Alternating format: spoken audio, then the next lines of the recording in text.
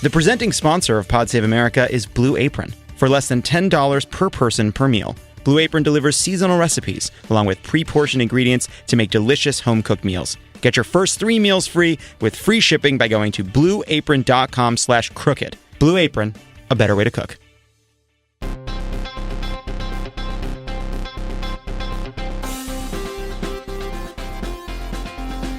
Welcome to Pod Save America. I'm Dan Pfeiffer. And I'm Alyssa Mastromonaco. Whoa, what's up with that? Hey. Special Favreau honeymoon edition with guest host Alyssa Mastromonaco. Best friend of the pod. Best friend of the pod. First 4-time pod guest. Do I get a jacket? Right. Like on SNL? Yes, you get a jacket. It'll be sweet. It says repeal and go fuck yourself on the back. Well, I actually ordered a t-shirt and it's been back ordered for 4 weeks. So hopefully that'll come someday. Tweet at Lovett. He's in charge of that. So very big podcast today. Later on, Tommy and Lovett are going to interview House Minority Leader Nancy Pelosi, my own congresswoman. And while folks are at it, download all the pods this week. Pod Save the People, Love It or Leave It, with friends like these. And Alyssa, you'll appreciate this. Tommy has our old friend Liz Sherwood Randall on Pod Save the World this week. LSR. Way to go. And Dan, right. It's Love It here. I'm not actually here for this episode. I'm here to interview Nancy Pelosi, but we have a very big Love It or Leave It. Why don't you give me the download? Can I just say, hold on a second, Love It or Leave It, that for many years I have always wanted to do roller derby, and if I had ever had the chutzpah to do it, my name would have been Nasty Pelosi, because that's how bad she is. Okay, Badass. good. Badass, sorry. This week on Love It or Leave It, we have Paul Scheer, Rory Scavel, and Jessica Chafin. Just like a really good panel. And that's all I have to say. I'm looking forward to hearing what you guys have to say to each other. All right, so a couple things. First, I want you to know that this is by popular request of all the friends of the pod out there. When I announced that Favreau, unlike me, was not going to podcast from his honeymoon, I said we'd have a special guest host, and everyone said, I hope it's Alyssa Mastro 44. Well, here I am. They're going to get a lot today.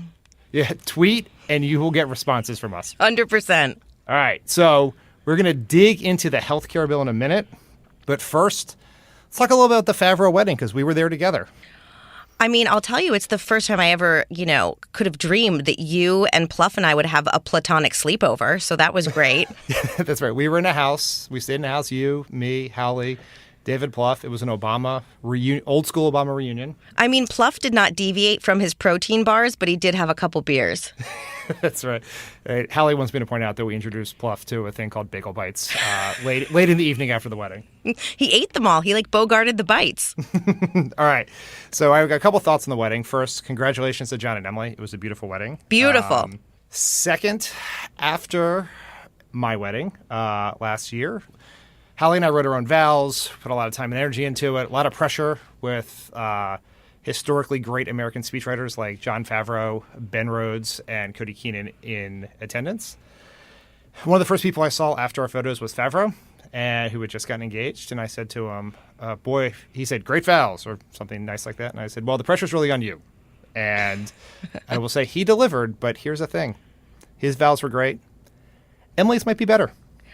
Emily's were incredible. And let me say, listening to people who write their own vows just, deeply moves me, because I have to say I'm sorry to my husband, because when we got married, I asked Justice Kagan for the shortest vows possible. And he looked a little appalled, and I realized it was sort of appalling after listening to you guys. So thanks, DK. Second, during the reception, after maybe a signature main cocktail or two, I tweeted a photo of myself, Hallie, John, and Emily with the subject line, Wives of the Pod, which is basically an idea I've had since the day John and Emily got engaged. And, you've been keeping it in your iPhone notes. That's right. And so the one takeaway I'd have is for those of you who know John and I, but via the podcast or other ways, but don't know Emily and Hallie. Someone asked me the other day, are the wives of the pod as quote-unquote spicy as the pod hosts? And I was like, one thing you have to understand is the wives of the pod have 10x the personality that John and I have. That's true. All right. Enough of that. Let's get to some real business here. Oh, man.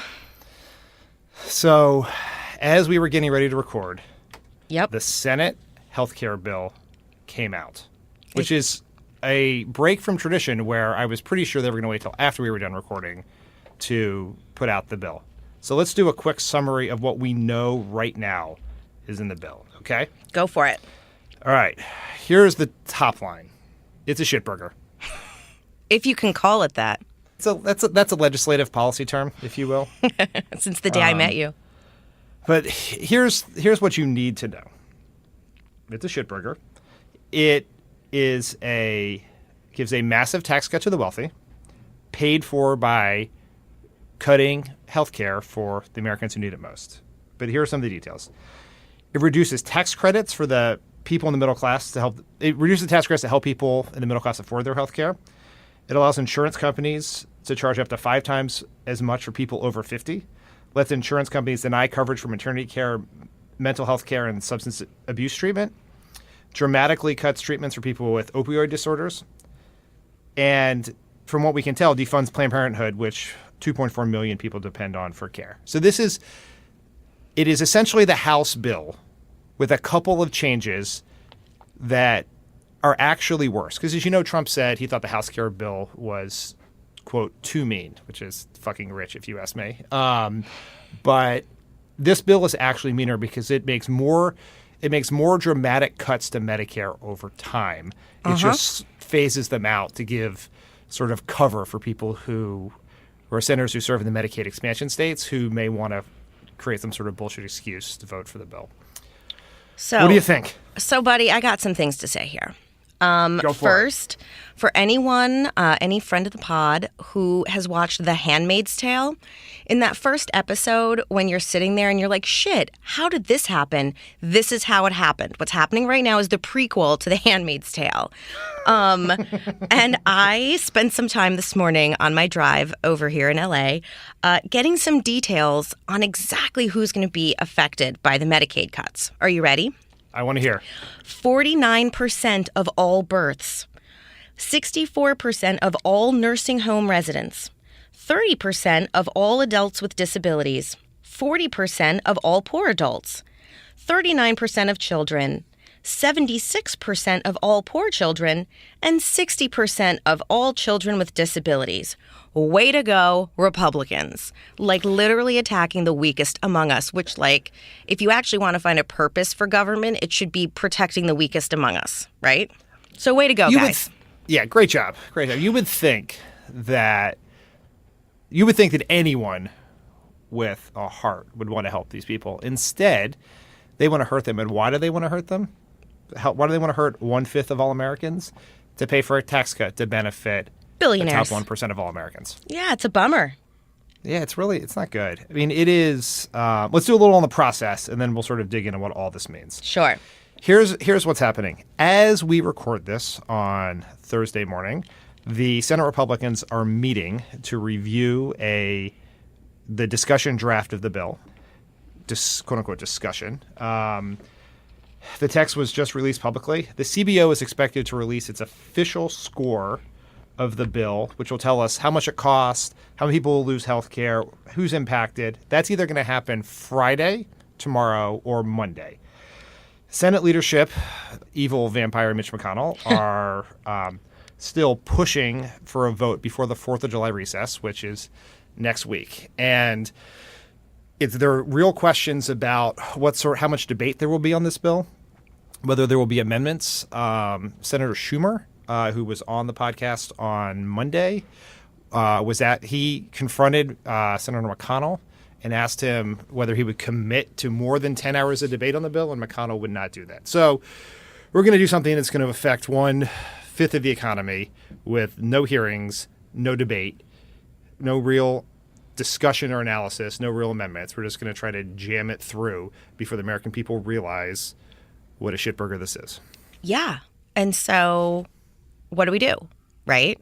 I mean, this is so effectively the American people, the grassroots, have a weekend to have their voices be heard. What would you tell people out there who are reading this today for the first time and are afraid for themselves, their family, their community, and frankly, for the country? Well, a couple things. So Families USA did a call this morning, and they listed all of the fence-sitting senators. And they are as follows: Collins, Murkowski, Cassidy, Flake, Gardner, Portman, Cruz, Paul, Lee, and Sass. The one thing that people can do is call them, flood their offices with calls today, over the weekend, Monday, and all of next week. I mean, it sounds so easy, but it's something. But I think that, the Senate Democrats are going to have a challenge, right? Because they're going to have to combine their procedural outrage with substantive outrage. And so we'll see if they can do that. But for our people, I mean, I think everyone's just got to take to the streets this weekend. I think that, they're trying to hide the ball, and the people have to say, show us, debate. We want to see you defend Republicans out in front of us on television, in town halls, defend what you're about to vote for. And I wonder if they can do it. I wonder if they can actually say how they can justify cutting Medicare and any benefits from Planned Parenthood. I mean, for God's sake. What do you think? There's sort of a debate about this, right? What is the better? There's two arguments to make here. One is on the substance of the bill, what the bill would do. And we know that is unpopular because the House bill, this is essentially the same bill. Right. Same shitburger, different bun. Is polls at like 18%, is the least popular piece of legislation that I have ever seen in my political career.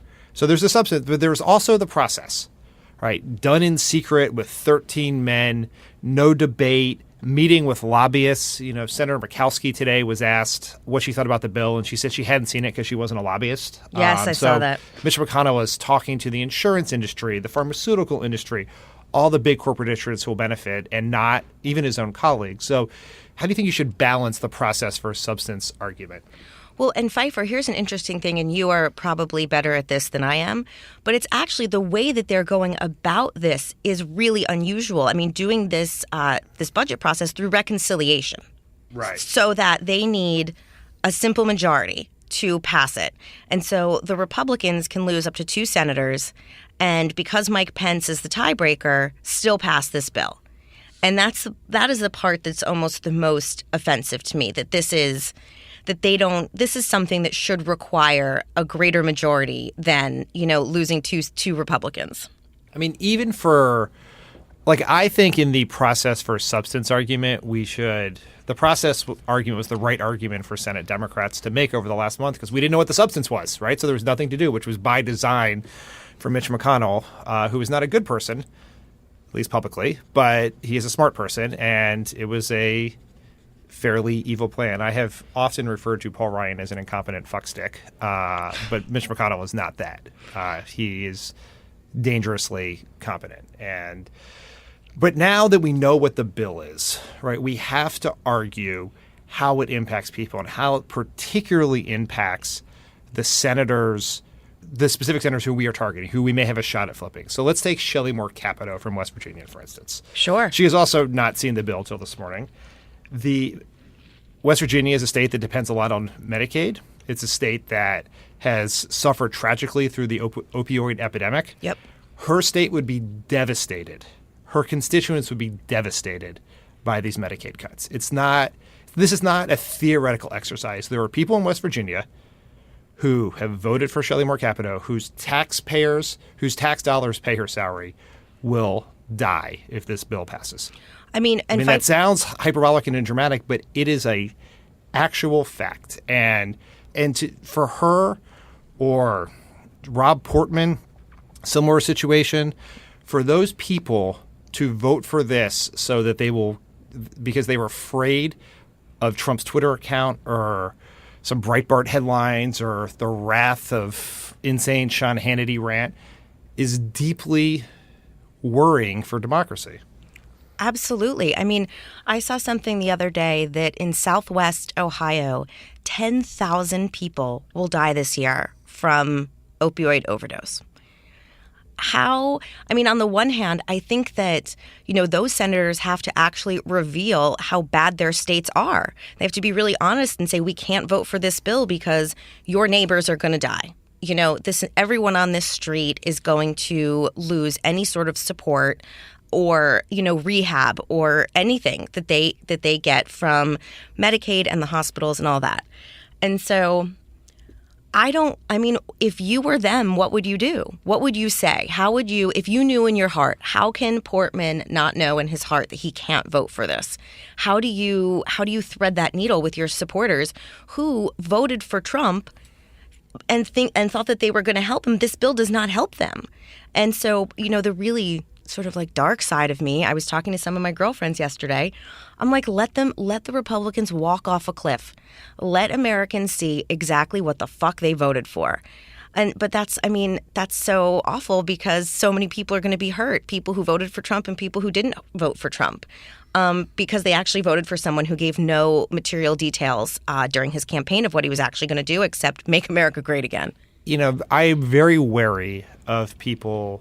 There's sort of two threads of sort of discussion among progressives, among people on Twitter that I find disturbing.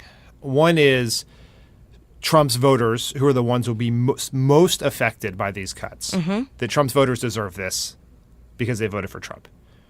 That is, in my view, a horrendous and deeply hurtful way to think about life. Like no one deserves this. I don't care who you voted for. I don't care what you've done in your life. You do not deserve to lose health care. Totally. Full stop.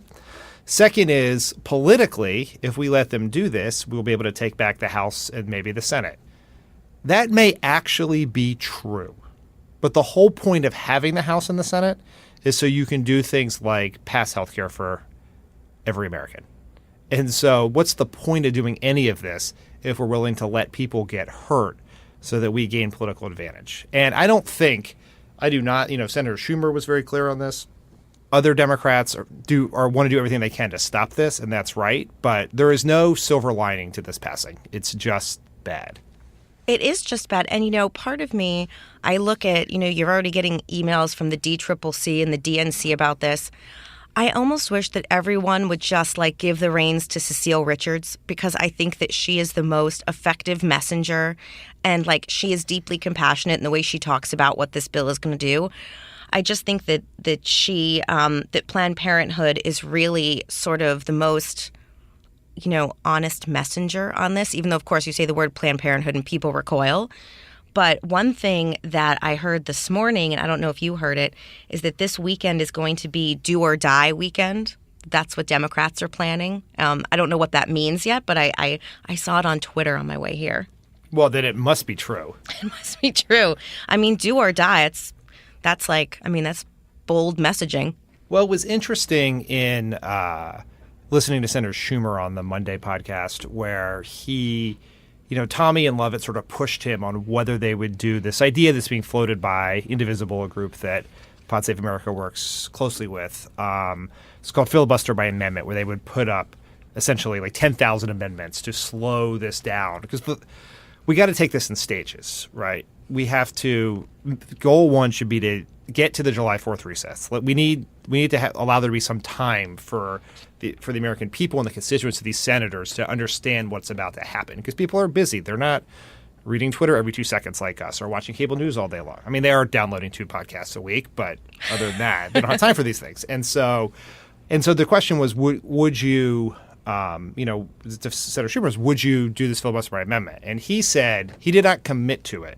But he did say Senate Democrats would do everything they possibly could. And the reason he did not commit is it was not clear whether McConnell could just change the rules and just after the First Amendment just change the rules and force it to a vote, this is where we get into your Handmaid's Tale analogy, which is this is not how the process is supposed to work. And what you sort of realize in watching how Trump has conducted himself, how Mitch McConnell has conducted himself, is that the functioning democratic process as we know it is not embodied in law or in the Constitution. Mm-hmm. It depends upon both parties who may fiercely disagree with each other, but both of them believing in a set of democratic norms about the value of public input, about the value of transparency, about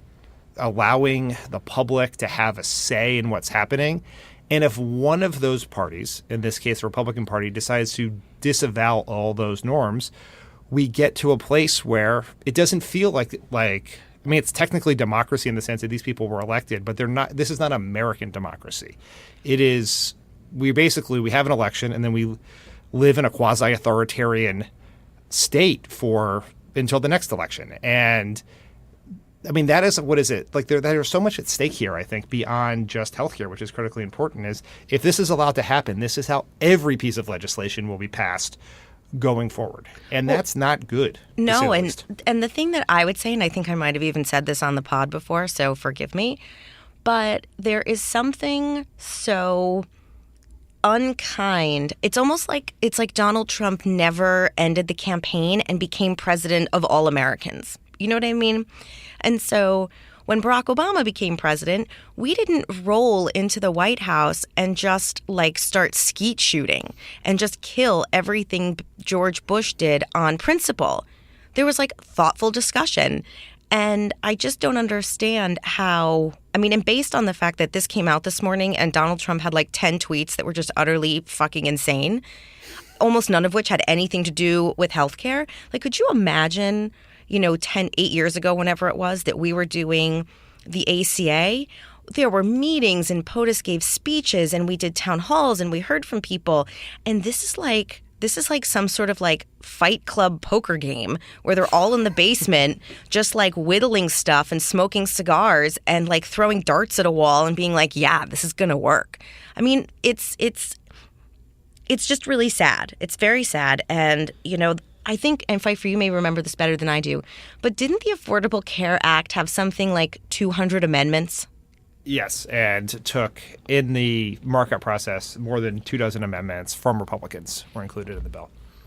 And we had 2 live on camera, in addition to all the hearings, all the debate, it passing the House and the Senate twice with debate around both times.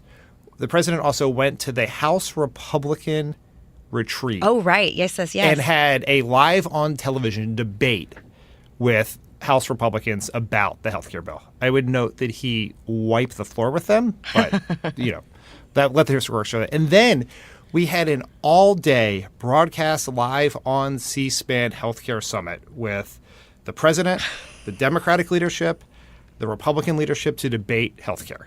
Now, the world to see. I will say that if you recall watching that, it did look sort of like the least fun time that ever happened, but at least we did it. Yeah, it was basically a 9-hour awkward Thanksgiving dinner for people who didn't like each other that much. It's true. And, now I guess I just, for the Republicans who actually endured that whole process, I guess I don't know how they can abide by this process. Do you know what I mean? How they think that it is patriotic or actually the best for their constituents. I mean, the things in this bill are crazy.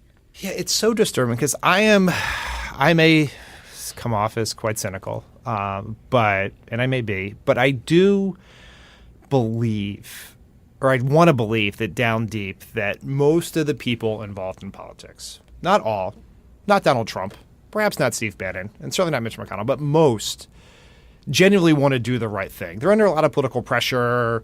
We have huge disagreements on what the right thing is, but you basically want to do the right thing for people. This really makes you question that about the Republicans, because even if you believe, and it is a totally legitimate position to believe, that Obamacare should be changed dramatically, right? I think we all agree it should be improved, but if your position should be changed dramatically and that we should take a different approach to healthcare in this country, there is a way to do that is thoughtful and respectful and compassionate to people. Now, you and I may fundamentally disagree with the policy outcomes they come with, but it would be a process not dissimilar from the one we went with Obamacare. You would have hearings. You would talk to people. You would meet with the people affected by Obamacare. You would have town halls with your constituents, ask them what they think. You would allow there to be a public debate. Maybe you didn't even have a day-long summit at the Blair House. Yep. But this is not that process. This is a legislative carjacking that is happening right before us. And the only thing we can do is the thing that you brought up, which is you gave the list of the senators. We will tweet those out again, our targets. if you live in those states, call them, email them, tweet at them, go peacefully protest in their office. Yep. On the off chance they will allow themselves to be seen in public this weekend, show up at their events. This is it. This is perhaps, this may be the most important point of the Trump presidency for however long it is. Absolutely. This is the thing that will have the most impact on the most Americans. And we have 7 days to try to defeat it. And that's the ball game right there. I guess, and some of my favorite town halls have been the ones where people aren't screaming and yelling. They just hold up signs that say disagree. Anything basically at this point. Like, I really just can't imagine that this is going to happen next week. And that so many people, like you said, we are like hyper alert. We were sitting here waiting this morning. I got the between you and my hubs, I got the breaking news that it was coming, the bill that it was happening. I opened up the 142-page document and tried reading it and then realized I wasn't a lawyer and I would just put that to the side for now. But there are so many people who are busy with their everyday jobs. And they're the very people who this bill would impact who might not know about it until too late. And so, I hope that the DNC and every organization out there takes the time to not send, crazy fundraising emails, but to just send people the bullet points of this bill that they need to know. And, I guess that's the best that we can hope for, that and some good, honest protesting this weekend. Yeah, the next week will either be the darkest week of the Trump presidency to date or the most hopeful week. And what happens between now and then, we'll decide that. That sounded very earnest of me, but I actually mean it. Don't you feel like we have to take all of next week off from work and just hit the ground? Many of the people who I work with listen to this podcast, and I will be fighting in my off hours. After 4. Yeah. This is Pod Save America. Stick around. There's this great stuff coming. Lots of great stuff. Pod Save America is brought to you by Squarespace. Lovett, are you hankering to make your next move?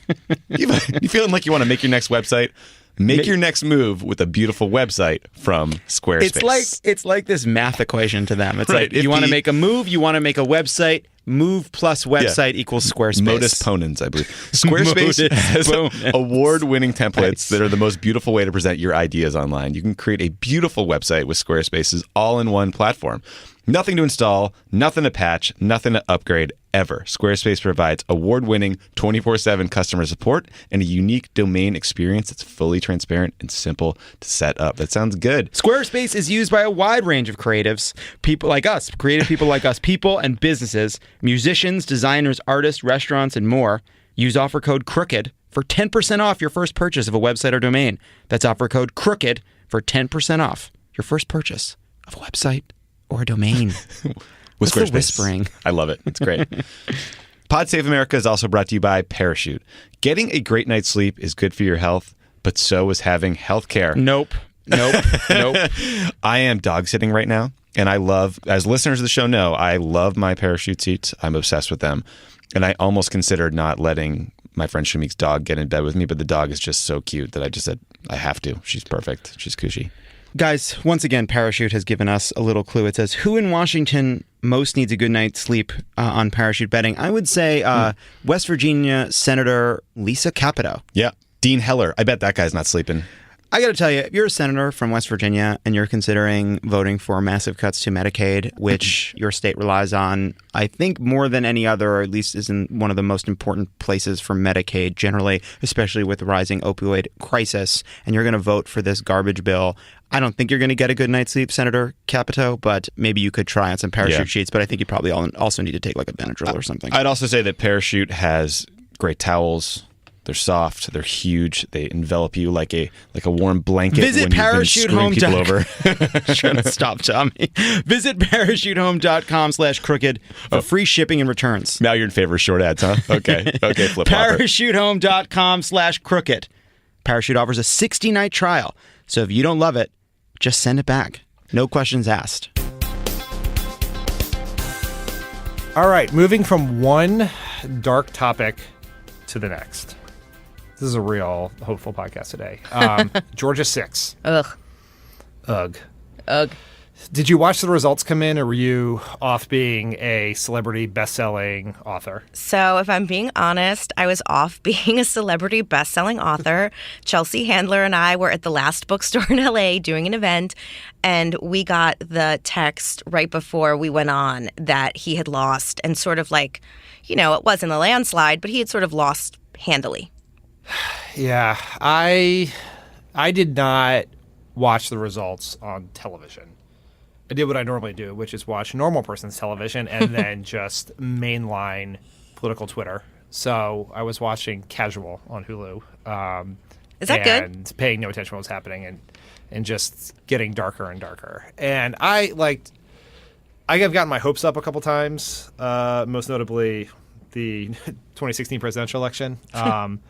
And so I went into this with very low expectations, just sort of watching the atmospherics around the race suggested that if the election had been 10 days ago, Ossoff might have won, but it clearly Republicans were coming home at the end, and it was in a Republican district. And the thing that it's a tough loss.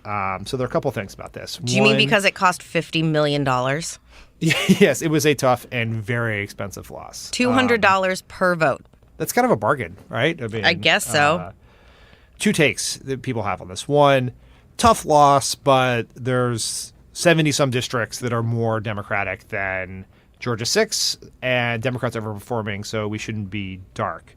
The other one is, when are we going to fucking win a race? Where are you? So here's the thing. I'm going to be really real right now. I didn't really ever think he was going to win. I think that for me, on election night in 2016, watching, my alma mater, Dane County, Madison, Wisconsin, watching Hillary, underperform by like 30% of what Barack Obama had done, my view is that we've really got to bunker down on those battleground states, and the expansion states are just there. We shouldn't be too hopeful. We should just bring our own chickens back home to roost. And, and also, I guess, if you were looking at that horrible woman that he ran against, if you didn't listen to her talk, but you just saw her picture, she kind of looked like Mrs. Garrett from The Facts of Life. And you're like, she's not that repulsive. She doesn't look mean.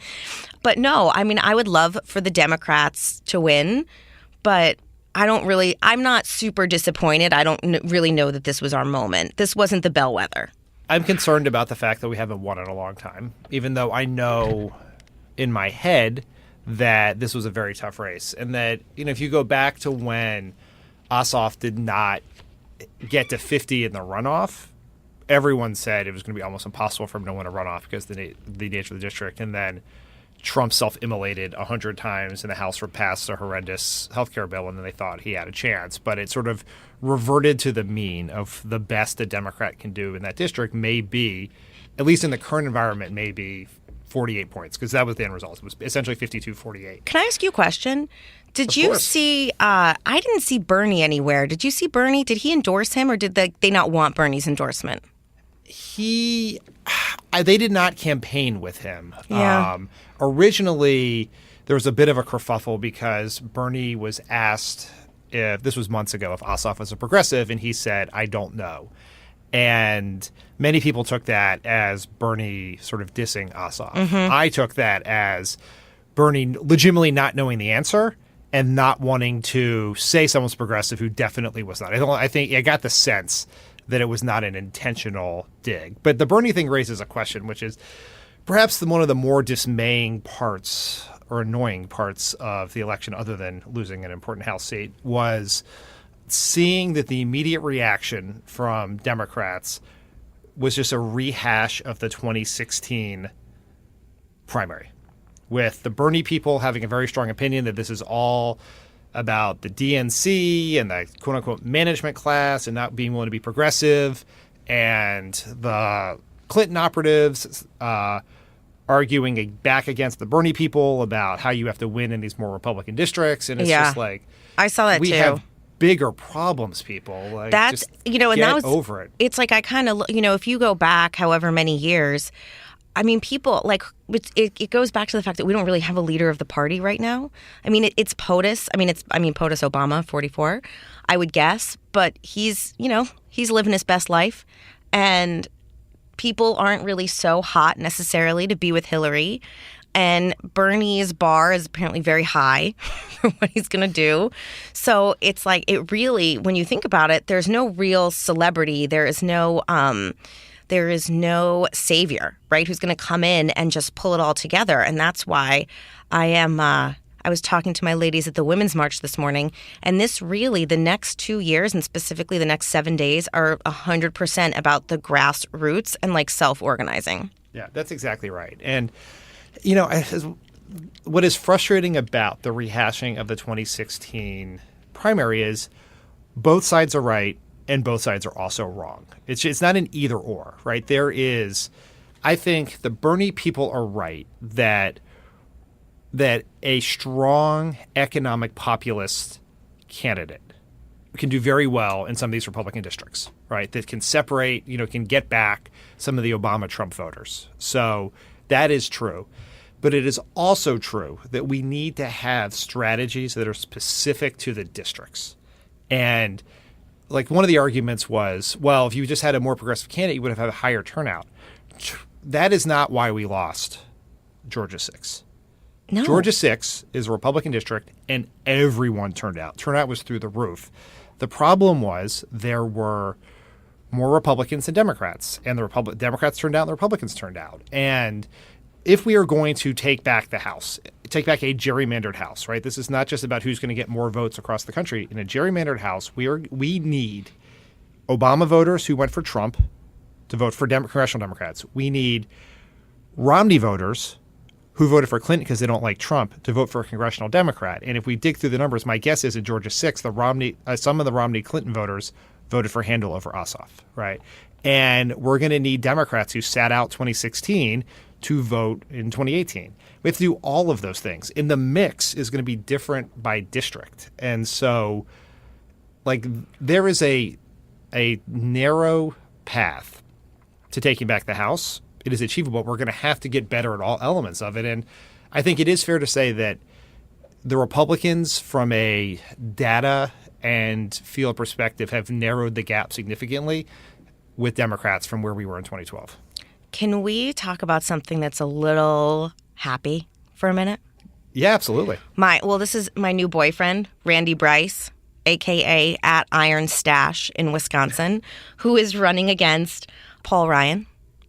Yes. If you are not following him on Twitter, follow him. He needs to be on the pod like ASAP. But I was sitting in bed reading Twitter, and it was like 2 nights ago, and I found his ad, and it was the most emotional, like, beautifully done ad. And he is exactly, I want everyone to watch his ads and follow him and see what he has to say, because he is exactly what you're talking about. He is a different candidate for a different race, in Wisconsin. And he's probably, he may not be so liberal that, like Bernie would endorse him, but that doesn't mean that he is not a phenomenal candidate that could really do great things for that district. So anyway, he gave me hope, because I was like, if people like this are going to run, maybe we'll be okay. I cannot remember who wrote this, but it was I saw it on Twitter. It was from I think a New York Magazine story, so I apologize to whoever actually did it. It said that he was the physical embodiment of Bruce Springsteen's discography. Yes, every single one. Darlington County, Born to Run. I mean, it is like the whole thing. He's everything. He's a reason to believe. There you go. All right. Coming up next, we have House Minority Leader Nancy Pelosi. Dan, I'm here. I was here for the end of the conversation. Yeah. Great. Let's love it. He showed up Excellent. for this, but not for my book event. Love It Goes Dark. What?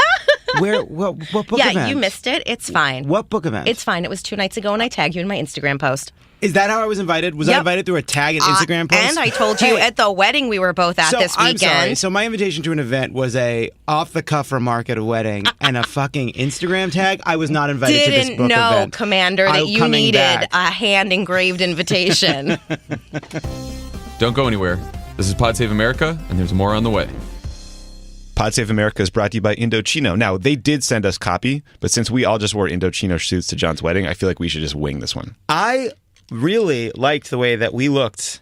Everybody looked really good. People were commenting at the wedding about how nice the suits were. That's real. And we come in all shapes and sizes, right? There were parents wearing Indochino suits. There were literal models.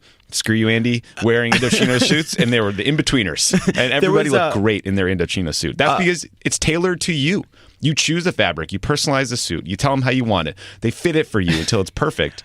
And we looked fantastic. I mean, look, guys, I had to be at a wedding with John, Tommy, and John's better-looking brother, Andy. So you can better believe I was in the gym for like a month and a half before this wedding. And I felt very good about it. I felt great in my Indochino suit. I liked the pictures. You looked great. And I never like pictures. Even though you did like a literal last-second shirt change because you didn't like the collar on it, Levitt sprints upstairs as the trolley is waiting for us to go to the wedding. I had a very kind of like a small collar shirt, and then I looked around, and these were a bunch of like a wide collar things, and I felt like I didn't want my shirt to not fit in with the kind of general vibe. Yeah, well, Andy gave you like an understated, like, are you kidding me? What you do is you visit a showroom or shop online at Indochino.com. You pick your fabric, you choose your customizations, lapels to pleats to jacket to linings and more. Submit your measurements, place your order, and it arrives in a few weeks. Our listeners can get any premium Indochino suit for $379 at Indochino.com and enter Crooked at checkout. That is 50% off the regular price for made-to-measure premium suits, and shipping is free.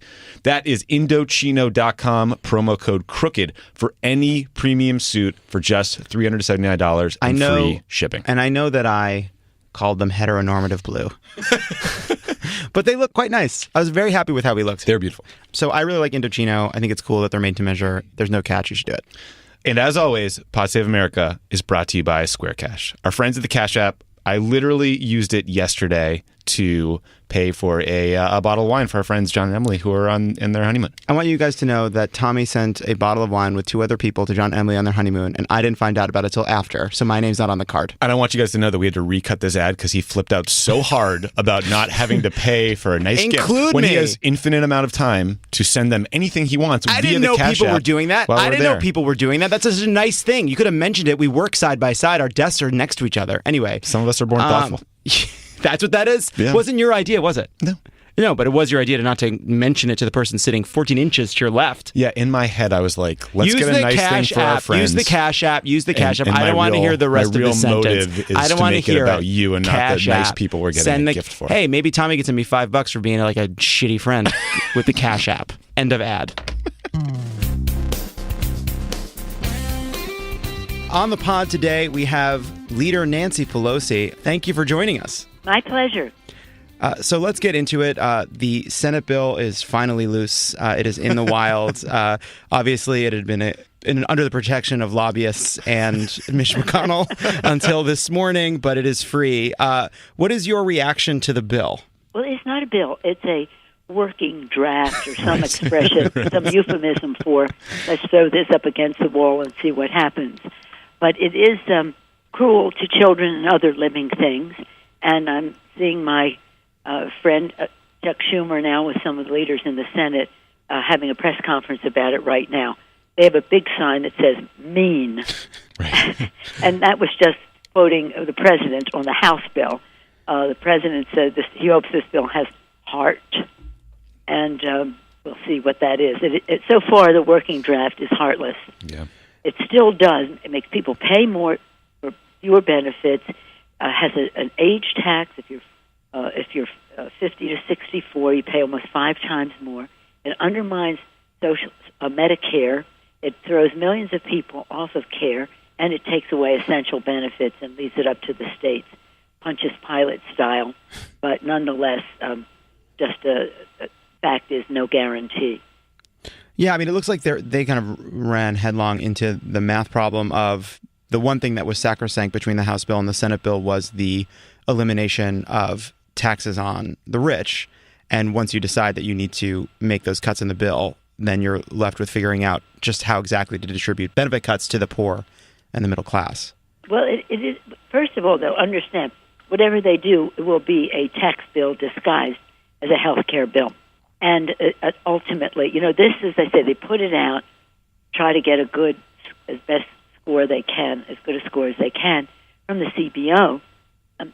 We're talking too much process here. Try to get it evaluated in the way that is the most benign, as the leader, Schumer said, a wolf in sheep's clothing, or a Trojan horse, or if you have any others, the message is, as they wheel in this Trojan horse, or they let in this wolf, the sheep, they will then make changes in order to get the votes, and we think they go further to the right.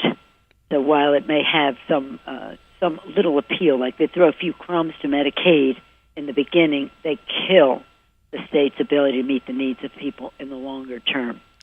I don't want to say anything that profane in your presence, but I will let you know that we're referring to it as same shitburger, different bun.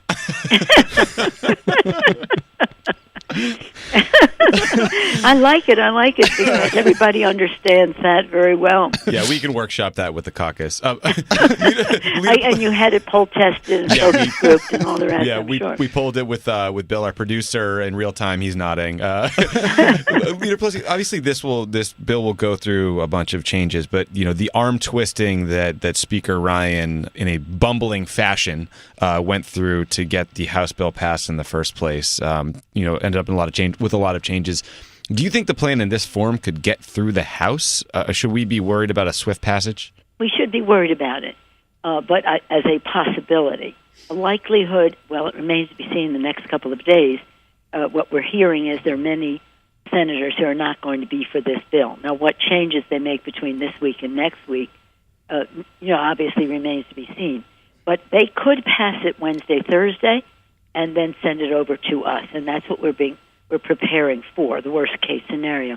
Let's just say this. If they pass the bill and it becomes law, it's a killer for them. Yeah. Because it's what it does to the American people. And some people say to us, you should just let it happen. It assures the winning of the Senate and the House.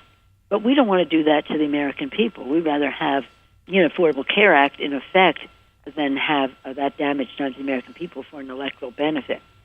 Having said that, they'd have to be on an accelerated path. Now, what I'm hearing is that Mitch McConnell, he's a pro. He's not going to take up a bill that he doesn't have the votes, unless he doesn't care if he has the votes.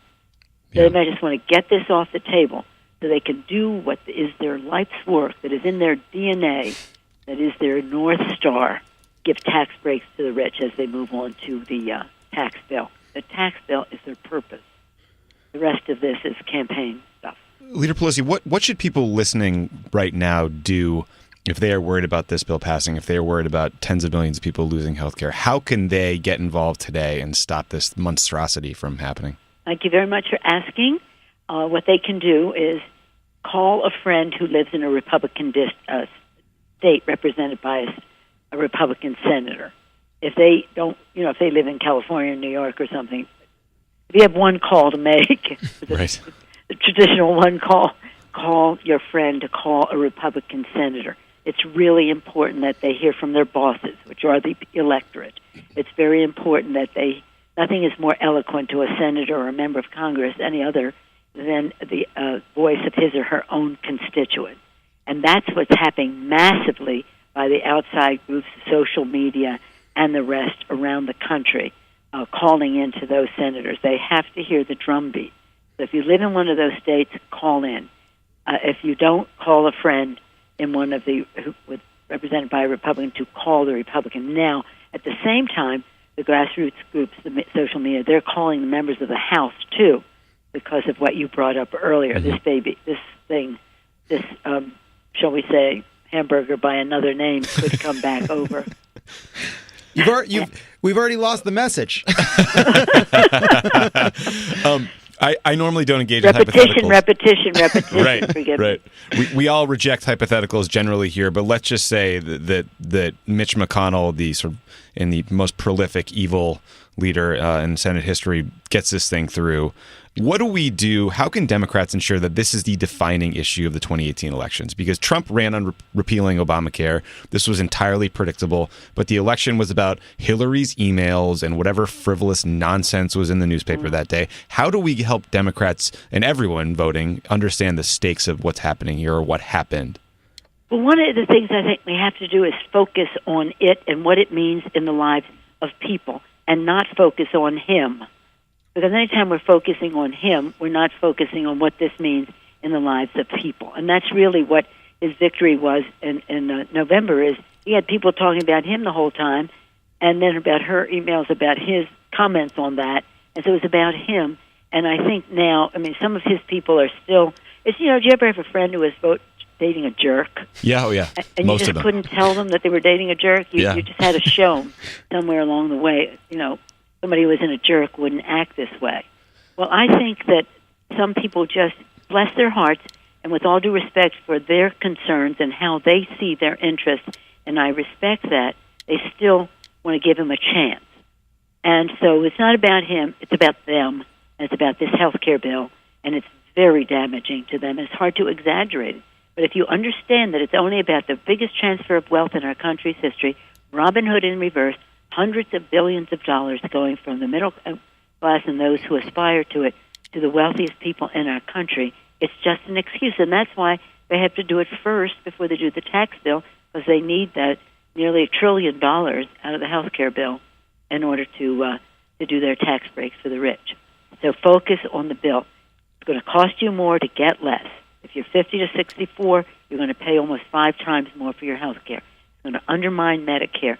Tens of I don't know how many it'll be, but millions and millions of people will lose their health care, and the essential benefits will be gone, including, no matter what they say, including pre-existing coverage for pre-existing conditions. Switching gears, so we had this election in Georgia, and obviously there's been a lot of conversation about it. What lessons do you learn from our failure to win both in Georgia and in South Carolina in these special elections? Well, I don't see it that way. I think we made enormous progress. We, of course, wanted to win in Georgia. That caught fire throughout the country, and small donors all over the country were sending in support for John Ossoff, and he was a wonderful candidate. He had a great campaign. It's a very difficult district. Same thing in South Carolina. A great run, but the numbers in the district defy gravity. None of these districts, not only these two, but the other 4, Kansas and Montana, would have been on our priority list of districts to go into to win the 24 that we need to take back the Congress.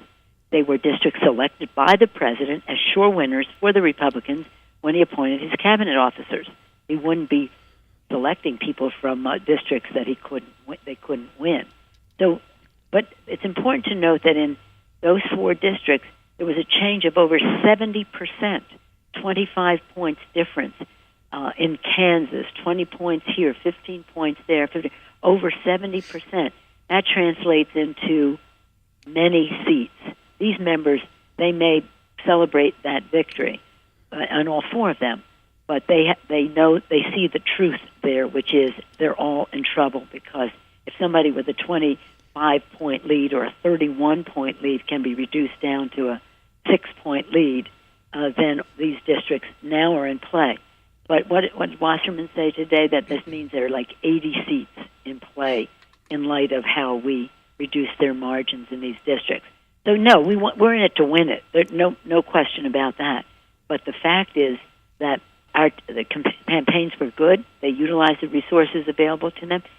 If there's a lesson, it's not even a new lesson, but it's that we have to address the redistricting challenge, and we're doing that with Eric Holder, with Terry McAuliffe, Nancy Pelosi, working together with Chuck Schumer to address voter suppression and redistricting, so that we can win some of these cases before 18, but certainly for 2020, all of which relate to redistricting in terms of winning not only the Congress and the Senate, but the state house governorships and state legislative. I think that's really fair. The conversation on cable, on Twitter about these elections in this zero-sum way is very frustrating. And we agree that redistricting is so important. We've been trying to get Eric Holder on the pod to talk about it. So if he's listening or if his team is listening, we'd still love to have you, sir. Well, I'm listening. Thank you very much, Leader Pelosi. And I'll certainly convey your message. I won't tell him much. about the hamburger, but I'll tell him about the rest. I think you're right. Georgia, Montana, South Carolina, Kansas, these are not places that Montana's not a redistricting. Right, I'm sorry. Right, but these are tough tough races for us, and the answer of how and why we lost is complicated. I think a fair assessment of the Georgia 6, despite the money, is that it's a serious uphill battle with the partisan breakdown. Ossoff is an imperfect candidate for the district, a great guy, smart, impressive, bright future, but it's hard when you don't live in there. But there are some Democrats who think after 2016, we have a tarnished brand. Tim Ryan said it was worse than Trump. Do you think that's fair? Do you think Democrats, we need to do something to fix our brand or refocus on economic issues or I don't know. What do you think we should be doing? Well, when to Hillary 2018? Clinton was talking about the economic message, her numbers were solid. Right. Were solid. When it started talking about other things, him, and I'm not talking about her, but I mean just the conversation became more about him than her economic message, Right. and that's when things kind of changed. I mean, there are other things, we know Comey, this, that, and the other. But in terms of us, this is a whole, this is our turn. There's in 05 and 06, Harry Reid and I made a plan when they told us you can't possibly win. It's a permanent Republican majority in spite of the war in Iraq. The president is at 58% in January of 05. We didn't accept that. We made a plan. We took his numbers down to 38, making the differentiation, fighting him on privatizing Social Security and the rest of that, and we won. Now with this, we have the president already in the high 30s. Right. So he's already self-immolating, but not to take anything for granted. It's hard. History's on their side. They won when Clinton won. We won with Bush in the White House. They won with Obama in the White House. So we have that opportunity. But it takes strategic, well-planned. And what we're going through now in our caucus with our Democratic Policy and Communications Committee, Hakeem Jeffries, Sherry Bustos, and David Cicilline, they are listening to members, putting together the priorities of the message, working with the Senate to do so. If I just wrote down what I think the economic message should be and said, let's roll with this 2 or 3 months ago, that wouldn't be a real reflection of what the members have as priorities from their district. Right. I could have done that, and people say, oh, they have a message. We always had a message. It was a question of how well we conveyed it and how we convinced people. But our message has always been about differentiating between us and them on working families in our country. And the polling is showing 57 to 41, who cares about the middle class? The Democrats. But we walk the walk. We didn't talk the talk enough. But we know who we are. It's just a question of prioritizing. We have many, shall we say, priorities, but you have to narrow them, and you have to agree on how you present. And that's how we won in the fight on health care. We just tested our language. We didn't change our priorities. We just tested what language worked best. You pay more, get less, age tax, Medicare, and 23 million people off of it. And it was a killer message, and such a killer message that Republicans who opposed the bill were using our talking point. First of all, I don't think that members of a party should pick up the criticism of the party leadership of the other side. Everybody who's in the leadership knows you become a target. As I said at my press conference this morning, I have had over $100 million spent against demonizing me and my city, which I love because I'm, an early supporter of my evolution took place very early in terms of marriage equality and the rest, and they've always labeled me that way and try to use that. But, be that as it may, they'd spent over 100 against me. Hundreds of millions were spent for Paul Ryan when he ran with Mitt Romney, the candidate for vice president, all that exposure and introduction to the public, and his numbers are no better than mine.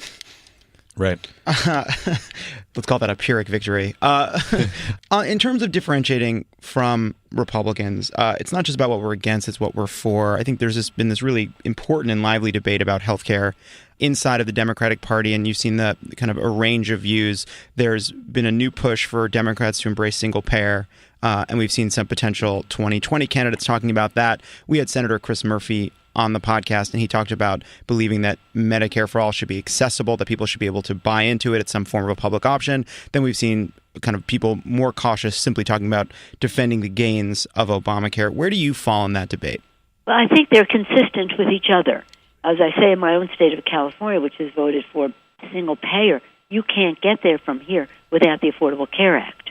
You can't get there. That's an horizon that is ever, we're always reaching for. But you can't get there because you know what? It costs money. And there's money in the Affordable Care Act for care. In California, it's estimated to cost $400 billion a year to do the single payer. You get over $200 billion of that from the Affordable Care Act. So where do you get the rest? But you can't, if I just may resort to your level you can't tinkle all over the Affordable Care Act and then say we want single parent. No, you've got to advance and protect the Affordable Care Act, and that's a path. Now, actually, I'm glad to hear what Chris Murphy said, because we had, one of the proposals in the Affordable Care Act was Medicare 55 and over, that you could buy into it. It lost by one vote, a senator from Connecticut. You do not need to remind us here at Pod Save America about what Joe Lieberman did to that bill. I honestly can't waste your time with me ranting about this again. Okay, we agree. Too late. Yeah, but the other part of that is that to hold, to say, oh, John Ossoff wasn't enough of a progressive, because we're trying to win. Right. We don't all represent the same district. Even other people whom we love and admire had their thinking evolve on subjects. Mm-hmm. Let's just let them win, see what the possibilities are. But it is, if we were starting tabula rasa, no healthcare system, we'd do single payer. It saves the most money. It is no administrative cost. You don't have to prove anything. All you have to do is show up. We had a public option. We do have it in the Affordable Care Act. It was stronger in the House. That's how it got in.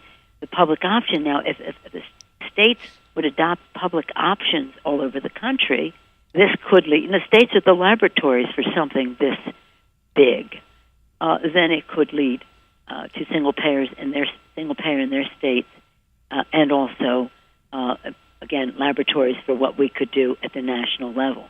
I was carrying signs for single payer long before I was in Congress, and so I'm with the program. I co-sponsored that bill for years and years.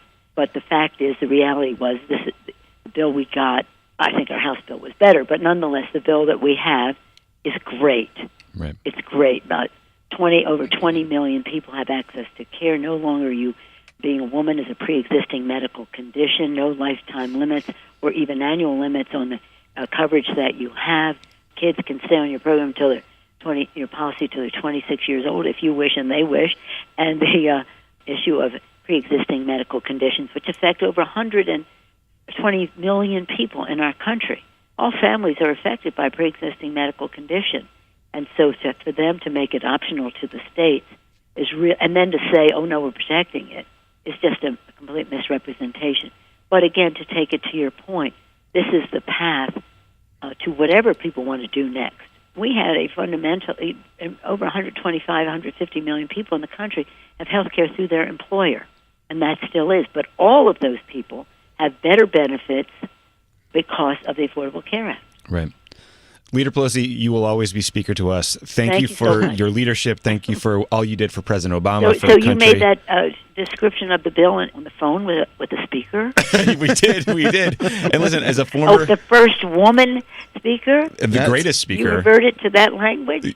John Lovett did. I want to flag that. And look, as a Trump former... is president. We can say whatever we want now. You don't say, I don't want people tinkling all over the Affordable Care Act. Listen, as a former constituent, thank you for all you did for San Francisco. And I think maybe we should consider annexing Sausalito. Just think about it and get back to me. Well, it's warmer. Yes, it's a thought. Okay, well, to be continued. Thank you all very much. Thank you. I'll tell Eric of our conversation. Okay, great. Thank you all. Okay, bye-bye. Bye-bye. Thank you to Leader/Speaker Nancy Pelosi for joining us on the podcast today. That's it. Also, thanks to Alyssa Mastromonaco for jumping in as a guest host. We love Alyssa. Pod Save America's mark on politics is bringing profanity to senior leadership so far. I don't know. We should really think about this. Honestly, I think it's fine. We have bigger problems. I don't give a shit. And again, no one can stop the outro because John's not here to be like, let's get out of here. John's overeaten. Fettuccine Alfredo. Ciao bella. But one thing, we made a little joke about tweeting at John. Let's tweet something else at John. Let's make it nicer because he's on his honeymoon. Yeah. How about we tweet at John today?